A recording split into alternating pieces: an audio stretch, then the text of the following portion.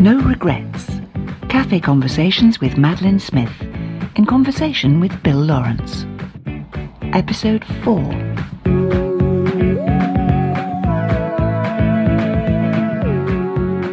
And in this episode, Maddie takes another deep dive with me into her life, talking about mime and silent comedy, modern comedians, the decline of sitcoms and the rise of stand-up, Steptoe Son, and favourite comedy roles.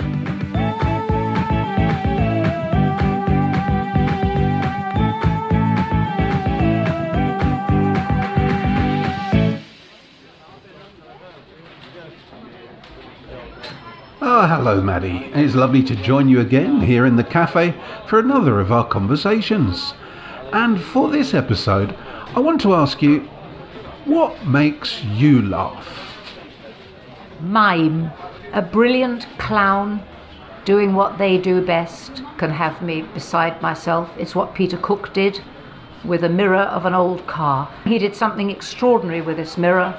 It was all mime, it was all silent. It's what Arthur did with those stupid ice cubes with the tadpoles in. It was silent comedy. There is a wonderful comic, and of course I can't remember his name now at all. He comes to England occasionally and he does an act, usually at the festival hall, with a snowball, an imaginary snowball. And it's all in mime, and I'm under the floorboards. That's what it is. And there was, I saw years and years ago, and this actor, Michael Gambon, who was then completely unknown, mimed falling off a short chair at a table. And although there was lots of other dialogue going on, I watched him, and it was all in mime, it was all silent. And there was a time when I think I actually landed up on the floor with laughter. And so for me, it's silent comedy. And Laurel and Hardy, silent. That, for me, that's the funniest thing of all. I don't need words. That's what makes me laugh.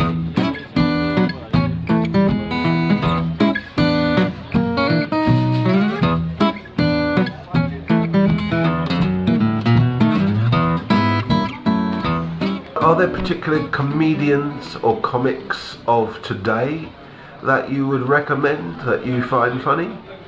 Unfortunately, I do watch a lot of them standing up in front of mics, and I happen to absolutely adore, and I mean adore, Bill Bailey. I just love him. I don't actually find him terribly funny, but that's just me. I think that's a lack in me, because I'm sure he is very funny. And probably if somebody was kind enough to invite me and I went to one of his live shows, I'm sure I would be incapable. I do adore him. He's the closest that I ever come.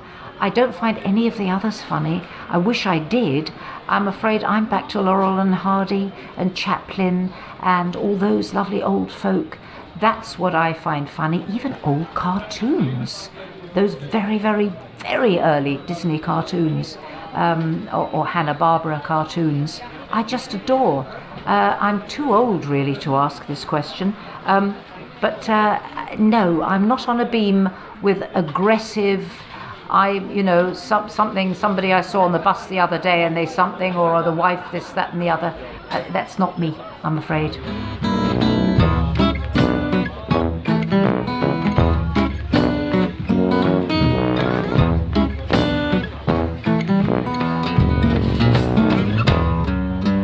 In the 1970s, comedy was different in that television companies invested fortunes into sitcoms, which is a genre that has died a full death.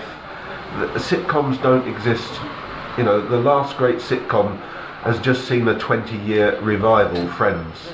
So it's been a long time, and since BBC in particular invested money in sitcoms, there is one, I think Mrs. Brown's Boys is probably the only one which springs to mind. What do you think made sitcoms so popular back in the day, and why do you think they're not popular today? You've got me there, Bill. I can't actually answer that question. I think they find that now that they weren't and aren't politically correct. But I don't find some of the stand-ups particularly politically correct. I don't know. I think they've just phased themselves out. I think we're tired of them. The family situation, the two girls sharing the flat, you know, the mum and the dad squabbling, or Till Death Us Do Part, which was so wonderful. I think, I don't know, I think like all things, I think they've had their day.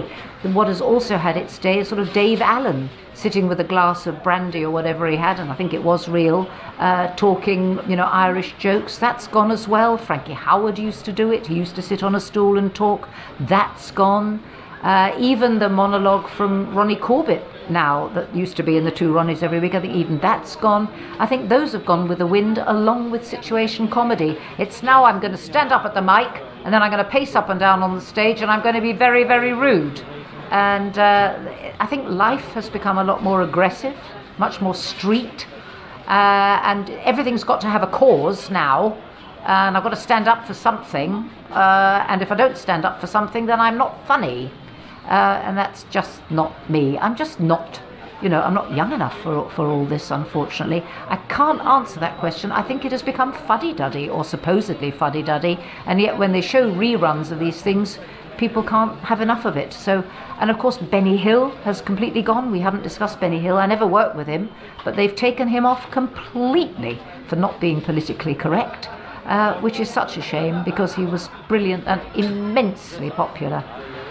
So he and Frankie Howerd have literally died the death. They've just, Dave Allen, Frankie Howerd and Benny Hill have been removed, decapitated. Bill, I can't honestly answer that question.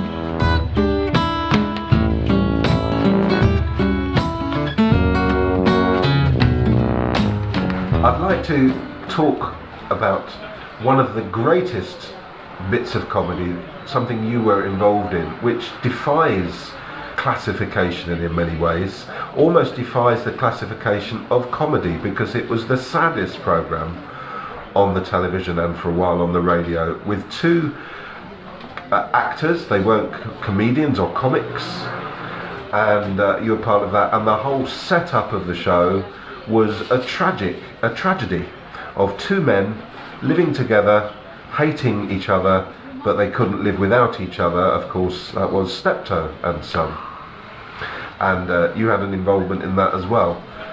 How do you feel about Steptoe Son, and what memories do you have of that? They never should have gone into colour. Never. I followed Steptoe from day one, as indeed I did Coronation Street from day one, when it was all black and white and atmospheric. Steptoe Son, the cracks showed when it went into colour, and it no longer looked like an old junkyard. It looked like a stage set, and I think that was a real pity. In fact, I would like most television to be black and white, most films to be black and white, but that's another story altogether. That's just me. So I loved them when they were black and white, and they seemed to fit better together. It became very forced, and people ask me, did they get on? Not terribly well. They didn't really have very much in common. I mean, they worked fine together, but they didn't really speak. But you find that happens a lot, actually, with actors and comics. You know, they don't, I mean, for example, back to Arthur Lowe, I don't think he ever spoke to anybody except me when we were doing Doctor at Large. What was he going to say to all those young men, you know, really? No interest for him whatsoever. So I would say the same with them. They were very, without me, you know, going too much detail about their, you know, their various backgrounds, the two of them. Let's put it this way: in real life, the dad, Wilfrid Bramble, he was terribly, terribly proper, beautifully dressed, very proper, very well turned out, and spoke beautifully like that. He was nothing of his persona. All hail to him for that. And he didn't mind dropping his guard and more or less dropping his trousers, did he, in certain episodes? No, that's where he was so clever, actually, Wilfrid Bramble. He was a wonderful actor, and became this character, especially for the programme. Harry Corbett was actually nearer to that character in real life, strangely enough. That was almost him, almost him. It wasn't so very different from him. But as I say, they were very different animals from each other, having very, very little in common. So what was the original question, Bill? How did they get on? I can't remember. Well, what was your memories of being involved in that show? Oh, yes. Oh, very happy. Very happy indeed. We had a brood of very nice girls in it. We were sort of models. It was called Back in Fashion. But again, my gripe, my grumble would be that we were in colour. When I did Doctor at Large, because there was a strike at LWT, I think quite a few of them were in black and white. And I did another programme, didn't I, called The Mind of Mr. J.G. Reader, and I seem to remember that was black and white. I prefer the black and white. So that's my only grumble. It was a very, very happy experience, most enjoyable, and of course I worshipped Galton and Simpson. You couldn't have come across lovelier writers. I worked with them many times. They wrote a thing I did called Cloche Merle, which was we entirely filmed in France, about a loo.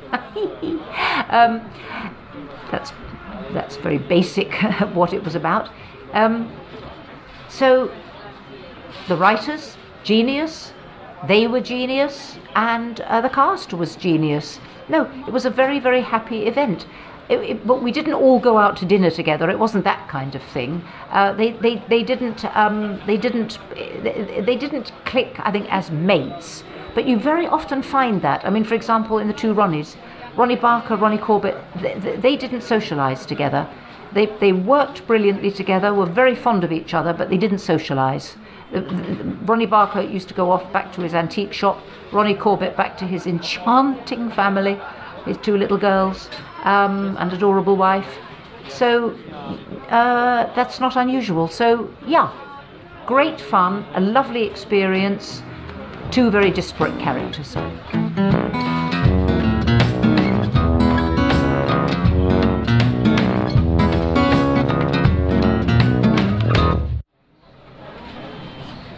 It's very clear that comedy's played an enormous part in your life, and as you say, it's a day-to-day necessity for you. Yes. So we've been very lucky for you to talk all your way through. Just one last question. If there was a comedy programme that you could have a part written for you, American comedy or British comedy or film, which one would you have loved to be part of? Which comic portrayal or comic programme do you think you would have loved to have taken part in? Friends. I'd have loved to have been one of the girls in Friends. That's the straight answer on that one. I think it is absolutely brilliant. I think it is perfection.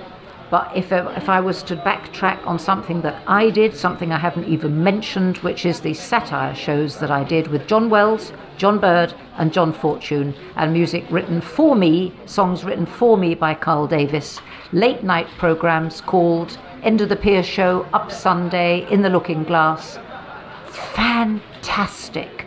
That was sort of through the 70s, and I've never ever reached anything else like that in my career, except perhaps Doctor at Large. Those three Johns and the music of Carl Davis and the niceness of them and the brilliance of them are outstanding. Unfortunately, it went to such a small audience. BBC Two, we used to record them in the weather studios in early days. Finally, they gave us a proper studio. But yeah, we were up there on the top deck of the BBC at White City. I used to say hello to the commissionaire, and then we used to do it all in the weather studio. So yes, I like the unglamorous side of showbiz. I don't like parties, I don't like glam, and I don't like dressing up in real life. I like dressing up to play a part.